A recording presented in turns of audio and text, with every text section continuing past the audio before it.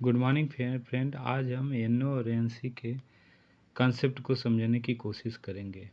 Electrical circuit में relay, switch आदि में इस्तेमाल होने वाला यह शब्द आपने सुना होगा, एनओ और एनसी। एनओ का मतलब होता है नॉर्मल ओपन, मतलब कोई स्विच है, ये स्विच है, तो यहाँ से ये नॉर्मल ओपन का वो है सिंबल है। यहाँ से यहाँ धारा नहीं बह रही है, मतलब वो खुला हुआ है, ओपन है, तो इसी को नॉर्मल ओपन कहते हैं।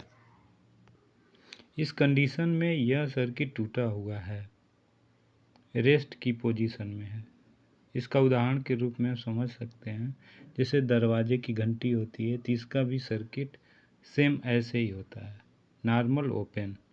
जब दरवाजे की घंटी को हम स्विच को दबाते हैं तो यह सट जाता है, यहाँ से यहाँ विद्युत धारा ऐसे बहने लगती है, तो ये हो जाता है आपका नॉर्मल क्लोज। लेकिन सामान्य स्थिति में नॉर्मल ओपन रहता है। इसी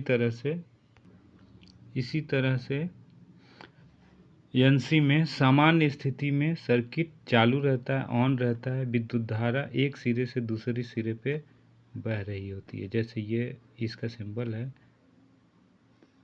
विद्युत धारा यहाँ से यहाँ बह रही होती है,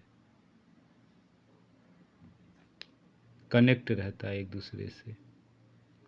यह होता है नॉर्मल क्लोज, मतलब सर्किट क्लोज है, एक दूसरे से जुड़ा हुआ है।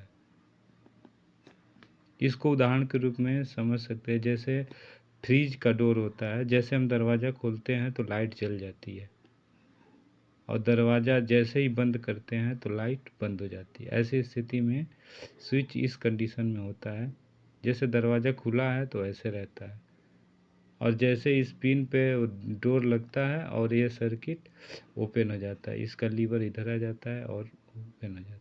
तो सामान्य स्थिति में एनसी था, मतलब सर्किट ऐसे जुड़ा हुआ था।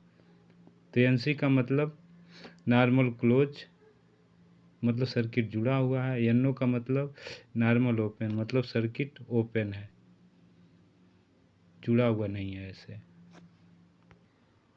सरल भाषा में समझे तो एनओ का मतलब किसी काम को शुरू करने के लिए इस्तेमाल किया जाता है, और एनसी का मतलब किसी काम को रोकने के लिए मतलब दबाया जाता है बटन। उम्मीद है आपको यह समझ में आ गया होगा। अगर नहीं समझ में आया तो